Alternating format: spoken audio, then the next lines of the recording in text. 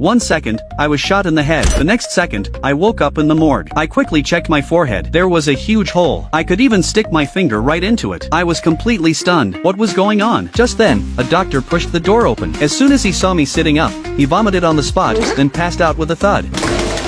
I ignored him, picked up the phone he dropped on the floor, and tried to call my wife to tell her I was okay. The call went through, but a man's voice answered. I hadn't even been dead for 7 days, and she was already with someone else? I immediately understood. My death had to be connected to these two. Right then, the doctor slowly woke up. I found him annoying, and he stared at me in horror. He said my body had been brought in 2 days ago, and he didn't know if I was a ghost or a zombie. Of course, I was human. I slapped him straight across the face, and told him to calm down. I had no time to waste on him. After warning him not to tell anyone, I rushed out and headed straight home. When I got home, I first locked my wife in the bathroom, then dragged out that pretty-faced man. I punched him hard. He was so scared he couldn't speak clearly, stammering and trying to make excuses. That made me even angrier. I pinned him to the ground and beat him mercilessly. Just then, my wife came out of the bathroom and threw something at me. I was furious. I grabbed a decoration from the table and was ready to finish him off. But to my surprise,